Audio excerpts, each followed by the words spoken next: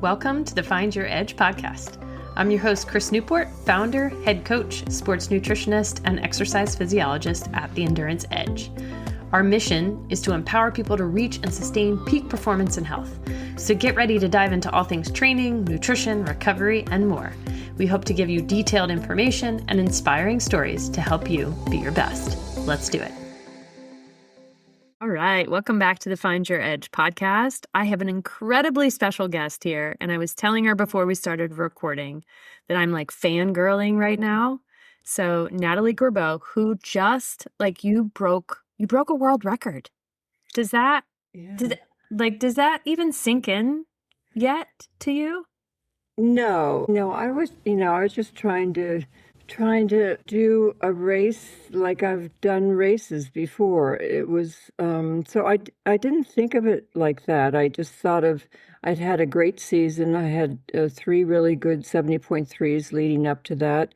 I of course knew no one had finished the race, over 78. So I knew that, but I was just, that was my 11th time in Kona.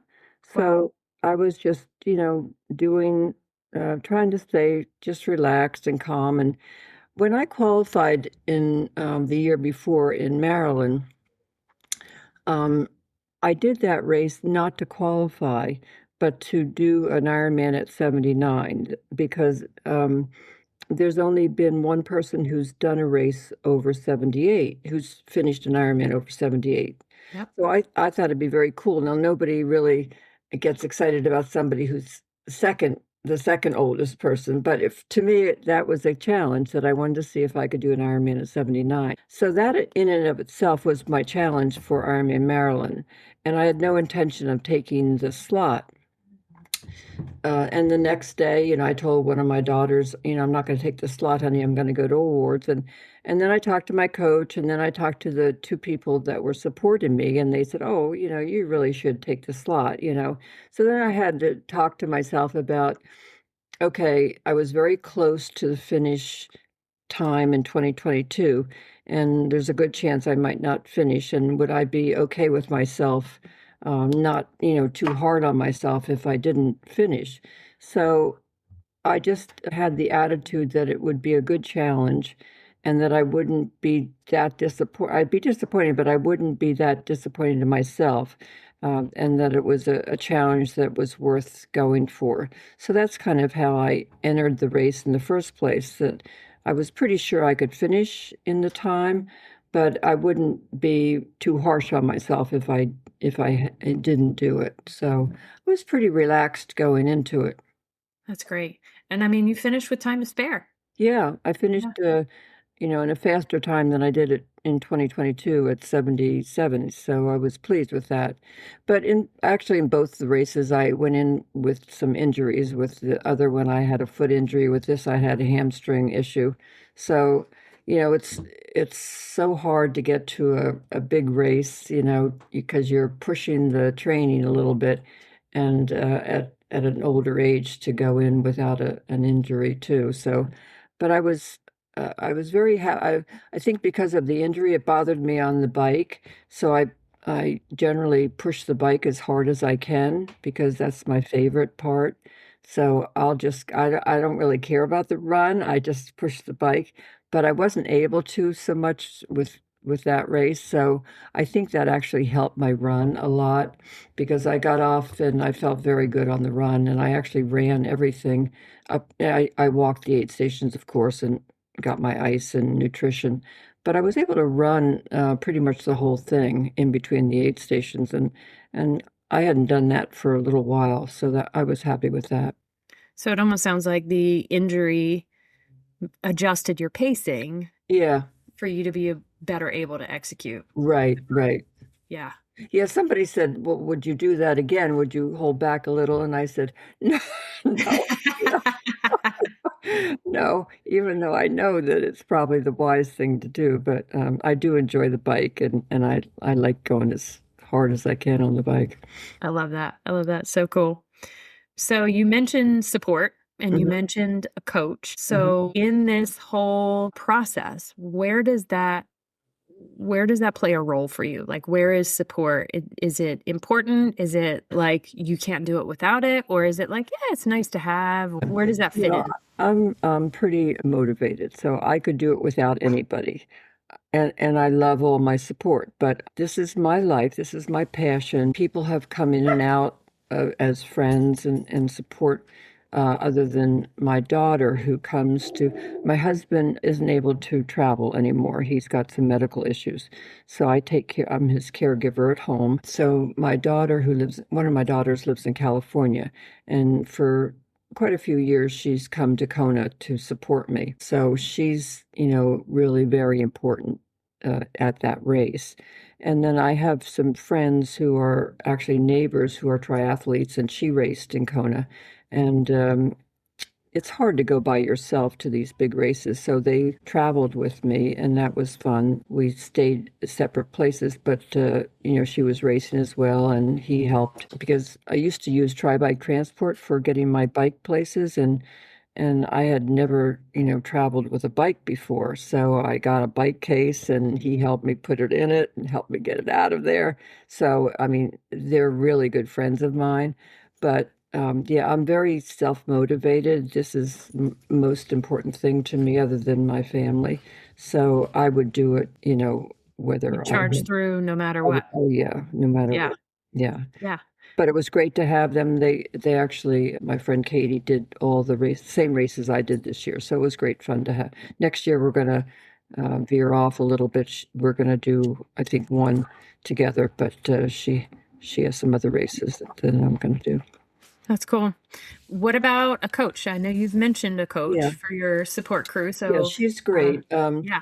Yeah, And give her a shout out. Like, tell us about her. sure. Like, how does she play a role into all of this? Right. Her name is Michelle Lake, and she's great. So I had one coach for about 9 years when I first started out. And then I knew I needed to go with someone who understood power on the bike, which she didn't. So I went with someone else, and I really feel like my bike power really increased working with him.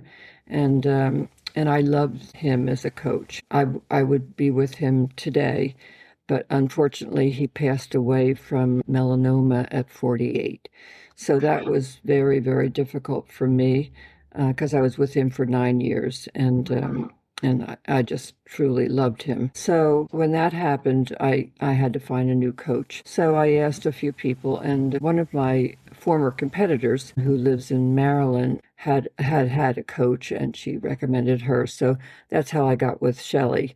And so it's only really it'll be 2 years on the first that I've worked with her. So it was a new relationship, really. And, it's hard when you've worked with one coach to go to another one. There are always going to be differences in their approach and stuff. So it was an adjustment, I think, for both of us, but we're great now. And, so she was a great swimmer. She comes from more of a swimming background, which is my weakest area. But of course, I love the bike.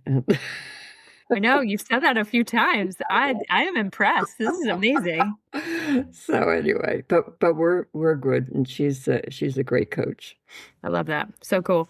What do you think about, because you've had multiple coaches now and for a long time, what do you think is the secret to being coachable and to being successful? Well, I think you do have. I think you have to trust the coach, of course. I'm very coachable. I'll do whatever you tell me, but it has to make sense. And my coaches have all made sense. That's fine. And I like not having to figure it out, not having to think about whether I'm doing too much of one or the other, or too little, or whatever. So I'm very coachable. I do exactly what they say.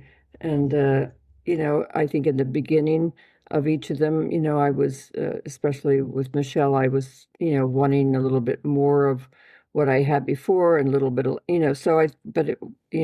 I've come to trust the process. And so I'm pretty good at, you tell me what to do and I'll do And it. you'll do it. So, Yeah. Yeah. That's great. So through the evolution of sport over the past So I think it's been maybe 19 years. How long have you been doing 21. 21. Mhm. Okay. Has your training looked any different 21 years ago to now? Because you're still improving. Well, I'm not improving. I'm not Yeah. improving. So tell us about that. Well, of course, I'm not improving. Your run slows, your bike slows, your swimming slows. I think the swimming has slowed the least because I was never really fast, having learned at 59. I was started swimming pretty slowly, so I think I got, I improved for quite a few years, and then I've kind of I'm pretty much, staying the same pace with the swimming. Running, always you get a little bit slower, but I'm running well. I don't have any injuries. I find that form is so important to really watch my form in all three sports so that I don't have an imbalance, so I don't get injured. The most important thing to me is not getting injured so that I have to stop and not do something in a day. And so I'm just very attentive to that, like, am I balanced? After my injury in Kona in 2022, when I went there with the foot thing, I stopped running on the roads and I started running on the track exclusively, which sounds a little bit boring to go around and around in circles, but I don't mind boring, and that has kept me very injury free from doing that, staying on a soft surface, and in the wintertime when there's snow on the track, except then I go to the treadmill. Or for a short run, I'll run on the roads, but or a race, of course. But I'm staying pretty injury free from the running, which is great because I think that's the place that you're going to get in most trouble as you get older, from what I see. Yeah. Yeah. So, I know you had mentioned this hamstring injury, through Kona, and that you've had little niggles through, what do you do for recovery? Is there, are you into the sauna and cold plunges? Are you into massages? Are you just like, let's just Yeah, kick our feet I up and do do a lot of nothing? work Like, beforehand. So I do a lot of, I do some mobility works, a little bit of strengthening for the lower back, and just, nothing really, nothing with weights, just some movements. And then I use a roller and a, lacrosse ball thing, and, a hyper ice, massage thing on anything that might, if my calves felt a little tight the day before, I'll, whatever area that I think might be a little tight or whatever, I'll do that. And then I do quite an extensive stretching. I'm pretty flexible, and I think that's important. And when I stretch, I can feel that, okay, something isn't quite balanced. If I, like with the hamstring thing, I couldn't get a good stretch in that area, of course. And now I get a perfect stretch. I just ran out of time healing from that. I just pushed a little too hard, and then I ran out of time. But so I can with the stretching, I can see, okay, this is a little tight. Must be doing something a little wrong. So, the name of the game for me is, because I love doing something every day, is staying injury free. So I use that time. I spend up to an hour really doing all that kind of thing, and then I do my workout or workouts, and eat and do my workouts and eat and. I know. Well, you didn't mention sleep. How is that for you? Sleep is great. Yeah, I Oh, sleep I love well. that. So Yeah. good. Yeah, because Well, so you there was started this sport at, yeah, would you and said there was a 59? time when I wasn't sleeping well, going, I feel bad for the women that the good thing is that it's talked about more. And I think, one of my friends is, and my daughters are both in their 50s, and they're going through menopause, and sleep and all that hot flashes and all that stuff hits you. And so there was a time where it wasn't so great, but now I guess that's one of the few benefits of being my age, is that I sleep very well. Yeah. Yeah. So, yeah, my sleep is good, and I've always been an early riser, so I go to bed early. I get my husband organized and into bed, and I get into bed early too, and get up and do a lot of things around the house before I get him up and stuff. So, Mm. Okay, so you have to define early. So what is early to bed and early to rise? I'm asleep usually by 9 or 9:30 Okay. at the latest, and I'm up anywhere between 5 and 6. Okay. Yeah. All right. So, Yeah. Look at that. A full 8 hours at least. yeah, Yeah. yeah. I mean, A if I testament to know that. because of my husband's schedule and because of other things that, like yesterday, I knew I had a lot of things to do, so I don't do this often, but I got up at 4 just so I could get everything in. But Mhm. it's been a busy, of course, it's a busy time of the year with Christmas and Right. getting everything and Ready. And entertaining and getting everything back to normal and all that stuff. So, but yeah, I have no problem getting up extra early. I've got a lot of energy in the morning. So, some people are morning people, and I'm one of those and people. you're one of them. I love it. So cool. So let's rewind a little bit. Mhm. What was your history in sport growing up? And of course, you were born in 45, Right. so maybe not a lot of opportunities for No. women. So I'd love for you to touch on that. And then, at 59, what possessed you to get into triathlon?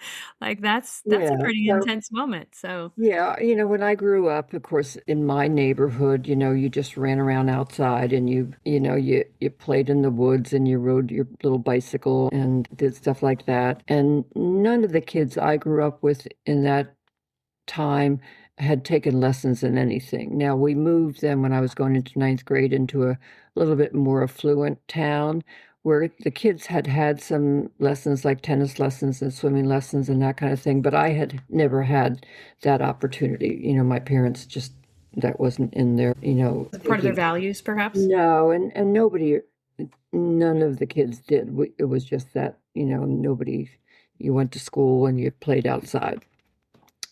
So, and through high school, there were no really girls' sports. I was a cheerleader. So I cheered for the boys, the basketball team and the football team, and, didn't think anything of it. That's what we wanted to do, be cheerleaders. So, and then even in college, I poured all my competitive spirit into my studies. I majored in math, and I got a job at AT&T Bell Labs as a software engineer. So I have always been competitive, and I was just very hardworking in that area for that time. And then I got married and had my girls, and somebody said, "Oh, we should play some tennis." And I had never learned to play tennis, but we started out once a week. When my girls got into nursery school or kindergarten, and just played a little tennis and took a few lessons there. And then that was pretty much all I did during those years. I started to run a little bit. I would start a little bit and then I would stop and then get injured and start again. And in my early 40s, one of my daughters was in gymnastics. So I had spent a lot of time getting her meals and driving her. It was 4 hours a day, 5, 6 days a week. So it was a big commitment. And I also coached my other daughter's little track team and things like that. So it was quite involved.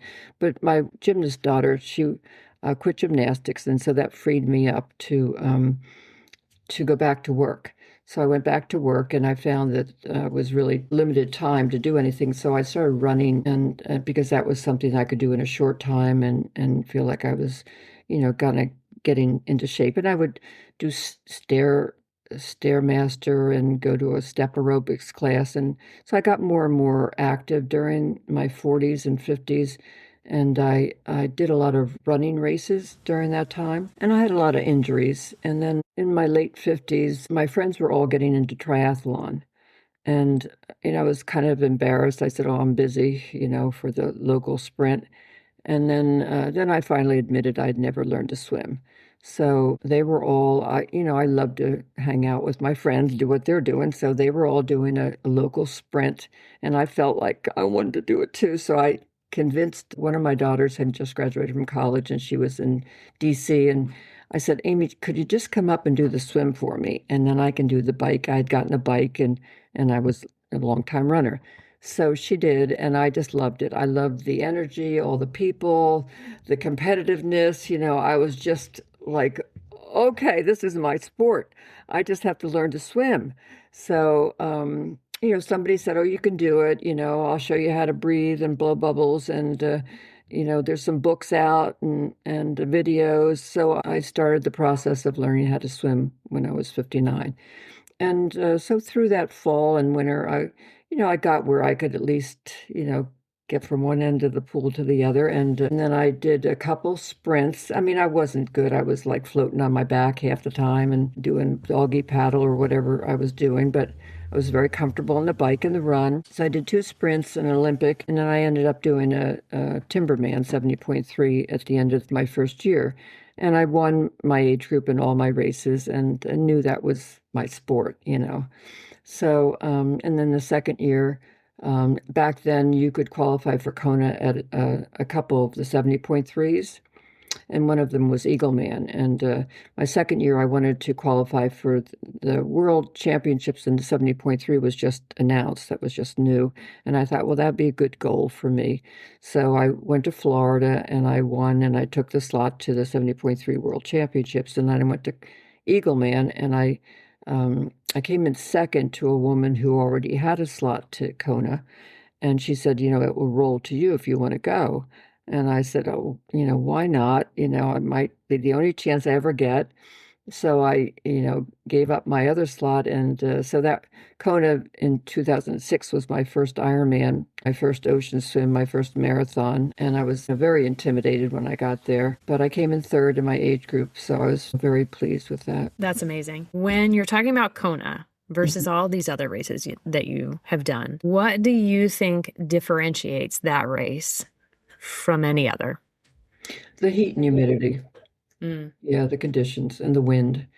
A couple of years doing it, the wind on the bike was just like I could barely keep on my side of the road. It was, I haven't seen it in the last couple of years that I've been there, but there were years where I really knew what they were talking about. I mean, you were just like leaning over, trying to stay upright. So, and then just the heat and humidity and trying not to cramp and really getting your, hydration correct and salt and all that. Because there are hot races, certainly, that weather, you arrive there and it just wears you out. Yeah. I think so.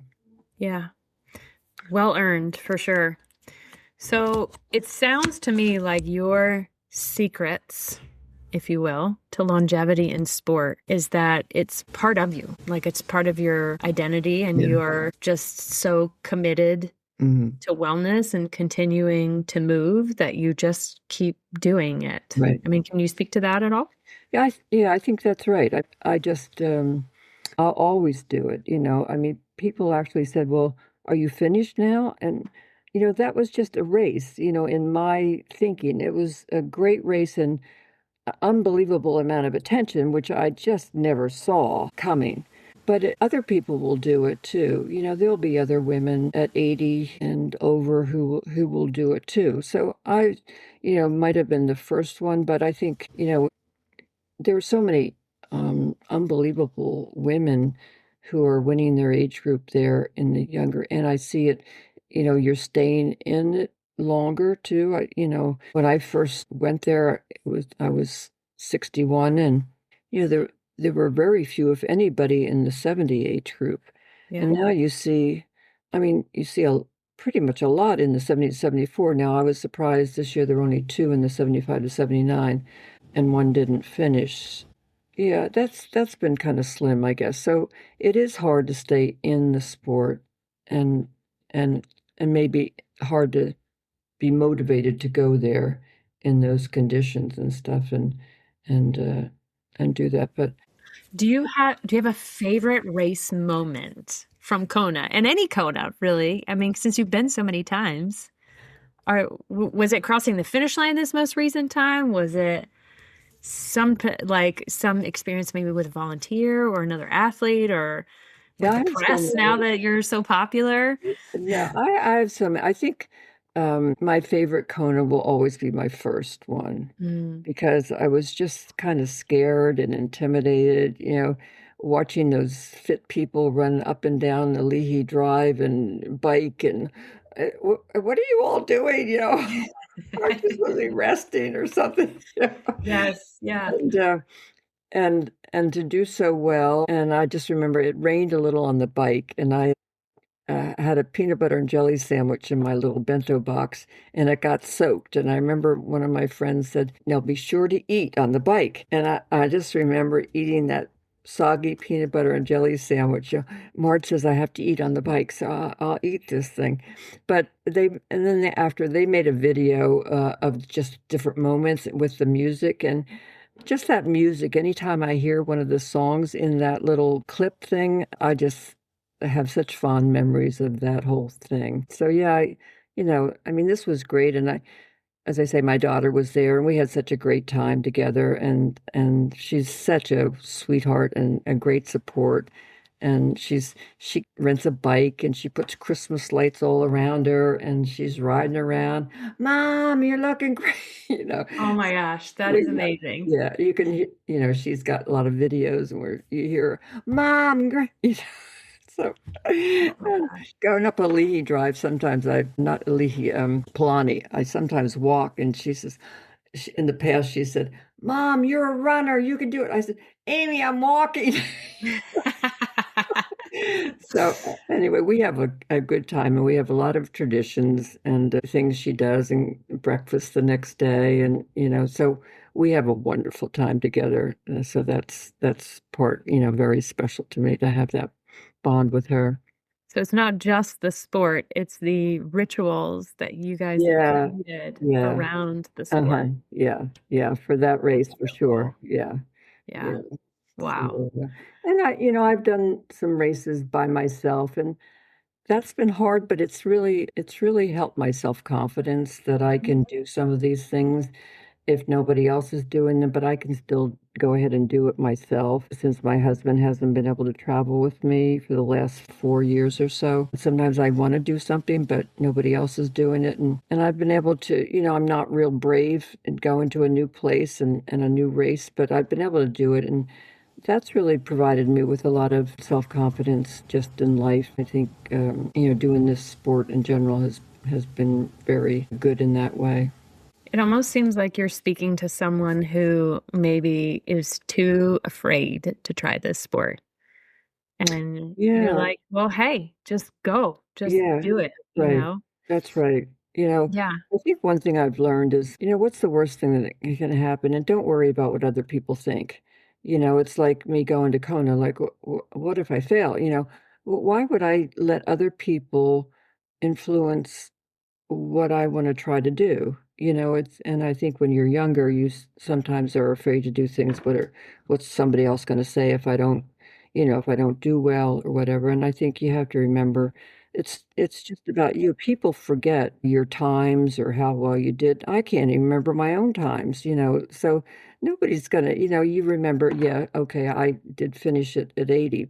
But you don't, in general, I can't remember what other people have done and what their times have been. And people ask me, and I'd have to look it up half the time to know. So it's really about you and what, your own sense of satisfaction, challenging yourself to do these things. So great. So I know I was going to ask you some like quick questions here, but you already answered one. Like, what's your favorite discipline? We know it's the bike. Are you on the trainer a lot? Were you out on the road, or is it a mixture of both? Like, when I started out, I was out on the road. I got my bike at a bike shop, and I had never ridden much. So I went to the group rides on Saturday, and I would get dropped every Saturday. And there was one hill, I'd call it Drop Natalie Hill, but I would know which way to get back.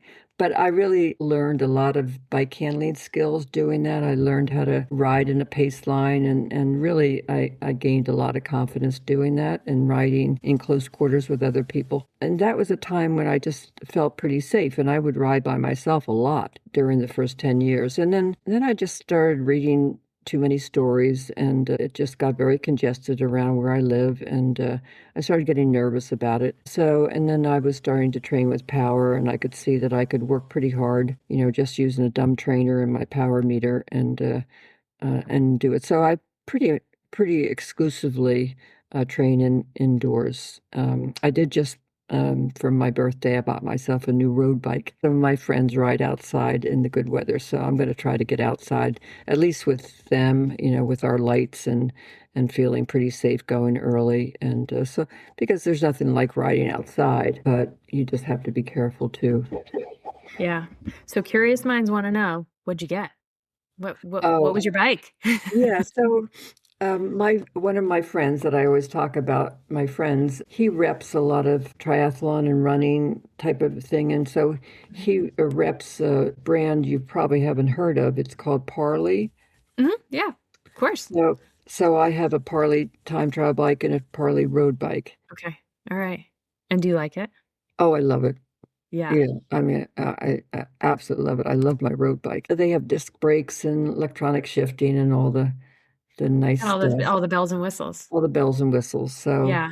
I'm Yeah. happy. So Yeah. I Natalie, I see your earrings, but like, are you a diamond girl or are you a bike girl? Or maybe both? I would say both. Yes. I love jewelry. Okay. All right. I love it. That's so awesome. Any other like sports specific things that just like are your jam, like a certain jersey that you have, or like a pair of socks, or sunglasses, or helmet, or nutrition products, or hydrate? Like, are there anything that you just couldn't live without? No, except for my power meter and my computer and stuff. I couldn't live without that. Love your Yeah, data. Yeah. yeah, I do love to look at that. I do. Uh-huh. Yeah. That's awesome. And and my pace on the run and that kind of thing. As I say, the swim, because I learned late and because I'm not great, I look at it, but I don't obsess over my swimming so much. Thank goodness it's the shortest part, and I don't think I'll ever exceed the time limit or whatever. But I am going to do a challenging first race. I'm going to have to be pretty good on the bike. I'm going to do Happy Valley, which has a pretty hilly bike course. But so I like to challenge myself to things and have a 370.3s on my schedule for next year. And Okay. All right. So do you think Ironman is going to be next year, or is it just 70.3s right now? Or, I mean, 70.3s when I next say year. just, very lightly. Right. Yeah, I'm not. There's still a record out there that I'll have to see how my body holds up. You never know at any age, and especially mine. But I would like to. There's still Madonna Butter's record for being the oldest to finish an Ironman at 82. So I mean, I would like to see somebody do that. It could be me, could be somebody else. So I'll just see. I mean, I love the sport. I'll just keep doing it as long as I can. As I say, you try to do everything you can to stay healthy, and I have good energy, and so far so good. I love how you say so far so good. That's phenomenal. Like, let's keep going, right? Yeah. You never know. I competed with a lot of really strong women over the years, and I've seen them have to drop out due to something or other. And so you never really know, what life's going to throw you. Women who've really done well, develop a disease or have an injury they can't overcome. And so that's always a possibility for any of us, I think. So I'm grateful every day, that I can get up and train, and how wonderful is this that, I get together with 11 high school girlfriends twice a year, and they've had hips replaced, knees replaced, are kind of creaky, and they're all great women, but I'm very lucky to be able to do what I do compared to them. So Do they look at you like, are they supportive, or are they confused, or are they like, how do they respond to that? We started getting together about 27 years ago, and we hadn't seen each other for a while, and we're all 80 now, and they hadn't seen me for a while, and they started wondering what the heck's going on. I want to go out and run in the morning or do something, and so they weren't real understanding in the beginning.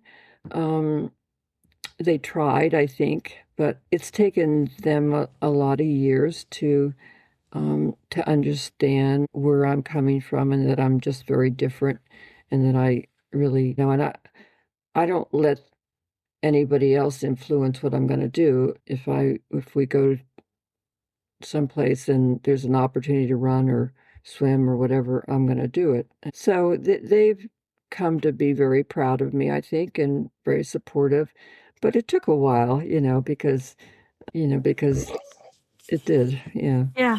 What would be, I mean, it sounds like just your continued commitment to not letting that bother you Right. and just continuing to train. I mean, would there be any other suggestions you would have to people? And I mean, whether they do triathlon or not, I feel like your commitment to health and to exercise, regardless of whether it's triathlon or not, like, because I think why can't we all do this? Right. Once you feel strong, like you're doing some things and you feel stronger, then I think that's just a really big incentive to keep going and keep doing. Oh, wow, I feel good. I can lift this and I can carry my groceries and I'm not huffing and puffing and I can do just the day-to-day activities. I can help somebody. Maybe you have a spouse you have to help. And I think that's a great side benefit of doing that. And I think the confidence thing is big for me. Like if you have maybe a very challenging, it could be anything. It could be walking or water aerobics or pickleball or whatever. But if you have, a really great experience doing that, or you feel like you hit the ball well, or you did something, and I think it's a great feeling to have accomplished that. Now I'm very competitive, so it's a big boost to me because I challenge myself to do these things, and that makes me happy. Anybody can find what really makes them happy. Maybe it's maybe they need other people to walk with and chat and that type of thing. But I think once you get going and you incorporate that into a movement into your life, you'll see how it benefits your body and your mind, your confidence, your just your attitude and the way you view life, I think. So it sounds like being dedicated and taking small steps will get you closer to feeling more confident. Right. And then it just like the ball just keeps rolling. It is. You have to start though. You have to just start. And I understand that not everybody can do it. It's just like, people have limitations. My husband has limitations. Not everybody is lucky enough to be able to do it.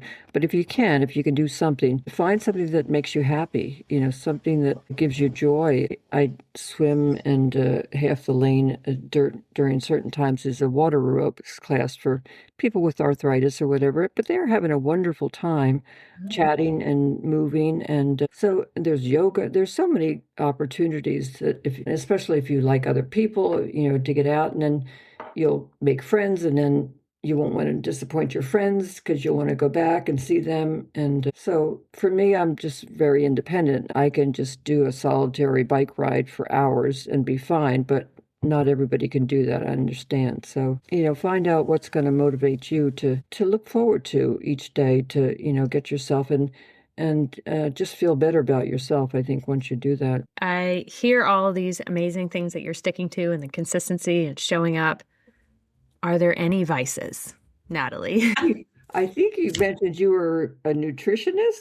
I am, but that doesn't. So this question comes from Coach Peter. He thrives on Red Bull and pizza. So okay, well, I've never tried Red Bull, but I eat a very normal diet that people are very surprised about. So in the morning, I have Cheerios with blueberries on, a little bit of sugar, orange juice, and coffee every morning. So that's what I eat. And I eat just whatever appeals to me during the day. I eat a lot of peanut butter. I eat a lot of bread. I eat anything that, I just look and see what sounds good. And I eat a lot of miniature marshmallows and dark chocolate. And I love sweets and all that. So yeah, I don't drink Pellegrino on the bike, and so. Oh my God, that's so good. I don't drink a sports drink except in a race when I pick one up from the aid station. So yeah, so I really like to eat, and I like to eat just my husband and I grill every night, and we just have some kind of chicken, beef, pork, lamb, and a salad or a vegetable and some pasta or something. So it's a very, very normal kind of thing. Potato chips and, just The whole 9 yards, it yeah. sounds like. Yeah, it's so funny because my friends I keep mentioning, they're vegan. So I said, "Oh my God," And because my daughter went away, we celebrated Christmas early, and then I had my triathlete friends over, and they're non-dairy, they're gluten-free, they're vegan, so they had to bring some kind of a loaf made of black beans or something, and I did some roasted vegetables and stuff, so, made chicken for my husband and me. But yeah, and she keeps saying, we eat very clean, and that's great. It sounds like you eat comfortably. You eat Yeah, in your own, yeah, you're confident in the way that you're feeding yourself. yeah, I am. Yeah. You don't You know, necessarily have to I label it. think your body knows what it needs. Okay, I feel like I need some bread or some that kind of thing. Or okay, I need some protein now. I need some tuna fish or peanut butter or an egg. So that's the way I operate. Whatever my body craves. Okay, I'm really dying for a salad now, so I just go with what my body says that it needs at that time. It sounds like your personal awareness is very keen. Mm, You have a lot of, trusting yourself hmm. and listening and to choose a Yeah, certain type of food or whether to yeah, train or not or yeah. whatever. I am. I'll read articles and this and that, but most of the time I just stick with what works for me. I mean, life is short. I'm not gonna. This is my fun. This is my passion. It's not my job. I'm not making money here. I just enjoy eating. My girlfriends and I were going to Aruba next month, and Oh, we'll eat. And then I'm going sailing with them the month after, and so.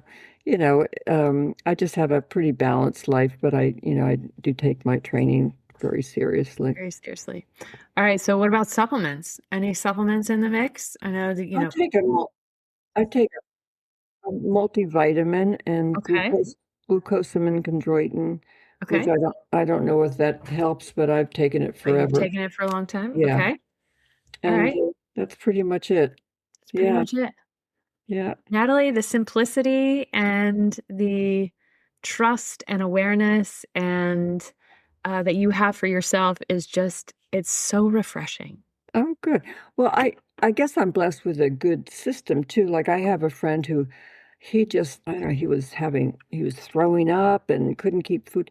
Like I can't imagine that. Like I can just put anything in my body at the aid station. Oh, a cookie, that looks good. Or, okay, there's some potato chips and I'll have one of those, So I seem to have a system that, it knows what it needs at that point. Okay, that broth looks good right now, and I take it in. So, okay, feel a cramp coming on. I'll take whatever drink they're serving for that. So I think they're making a change. Everybody's excited about for what they're serving Ironman. So that's that's fine with me. I do use goos for my energy gels when I race. So I Okay. do like those. Have my All right. flavors. Shout out to Goo. And Yeah. Yeah. Love that. Okay. Cool. Okay. So are you the thin goo or the thick goo? Like the small ones or the big ones that are like thinner? Do you like the I small just ones? Probably the I original ones. Yeah. yeah, I only know I guess the original one. Yeah. Chocolate outrage and salted Caramel caramel. latte or so. Yeah. Okay. All Salted right. caramel. Yeah. Yeah. Those two flavors, yeah. Okay. That's so cool. Love that. All right. And what's dinner? Post-race dinner? Is it just whatever? It sounds like it's whatever you have access to or want to Oh, make for or like whatever you Kona? feel like. Uh, Yeah. Yeah. Well, of course, we get back to the house, I'm a late finisher. Okay. Yeah. So like I don't finish till about midnight. So, Uh-huh. whatever Amy had gotten during the day for her lunch, she got me something too. Think it was a chicken wrap of some sort. So I had a few bites of that and took a shower and went to bed. But she always goes to Lava Java the next morning, gets me a bagel with cream cheese and lox it's wonderful. I sit there in bed having that, and we laugh, and then we look at the video of me falling over and over again, and then we laugh some more.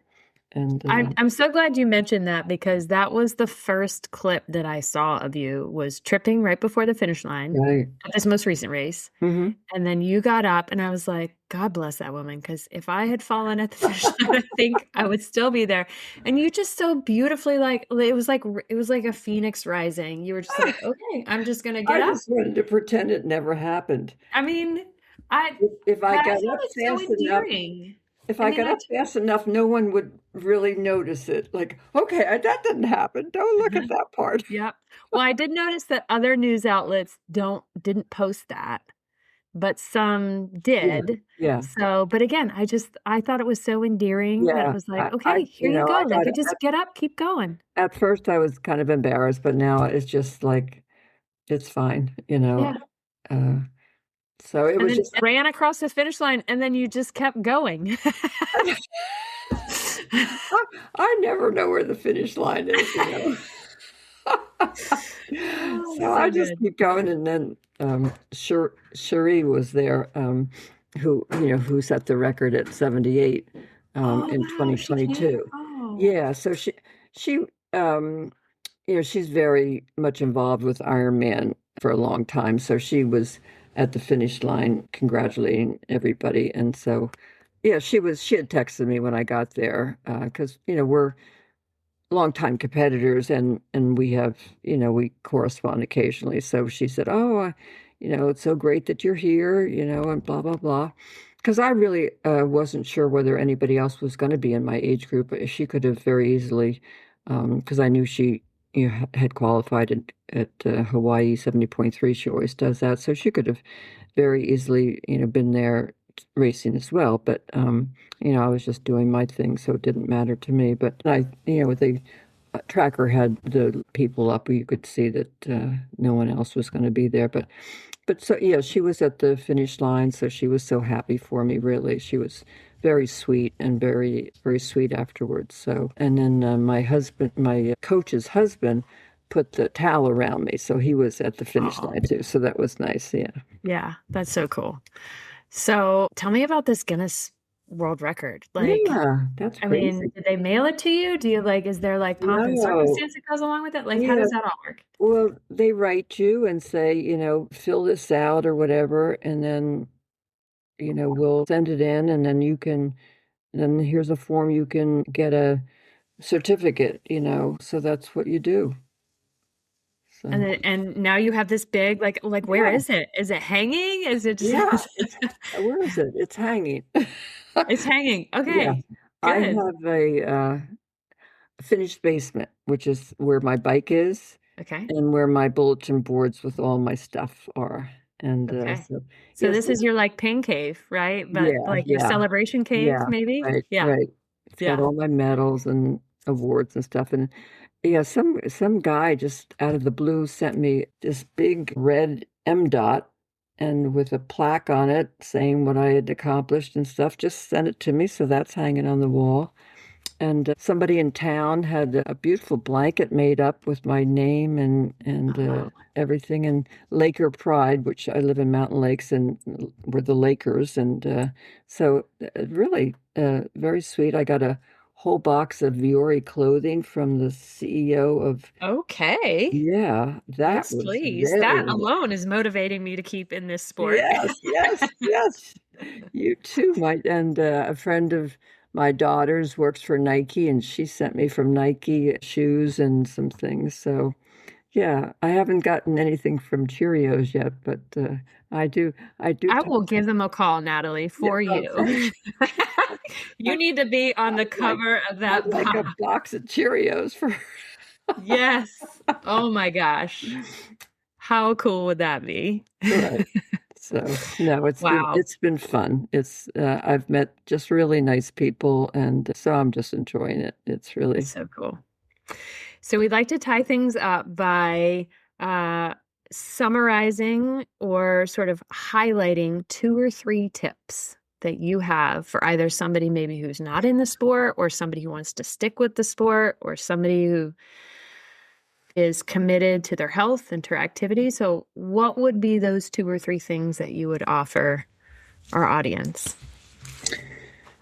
Well, if your audience is triathletes, they're already kind of a competitive group. So they know that, and they know the satisfaction from doing well. And so that's easy to motivate you to, to find challenges, for a race. Okay, I want to improve my time, or I want to feel better on this. I don't want to cramp on that. And I think just always challenging yourself, to do that. And it's just keep it fun and, it's just, I think you don't want to make it so that you're going to quit. It needs to be fun, and you need to feel good afterwards. And so I think if you're competitive, you're just going to enjoy it. That's what I've found. And there's disappointing times, and everybody goes through them. So everybody has ups and downs. There's, races that you didn't do as well as you thought. But, for me, it's the day-to-day training. Races can be good or bad or whatever. But I think it's just if you're consistent and just keep at it, I think it's a way of life. And I think that's what you have to think of it as. Well, Natalie Grabow, world record holder, thank you so much for being on the Find Your Edge podcast. I appreciate all of your insights. You are an inspiration to me. You are an inspiration to young women across the globe and older women across the globe to just keep going. So thank you for that. You're welcome. It was great. Thanks for listening to the Find Your Edge podcast. If you like what you heard, don't forget to subscribe on your favorite podcast platform so you never miss an episode. And if you're interested in learning more about our endurance coaching, sports and wellness nutrition, metabolic and sweat testing, triathlon training team, or our triathlon training library, be sure to check us out at theenduranceedge.com. And don't forget to follow us on social media at The Endurance Edge. Thanks again, and we'll catch you next time.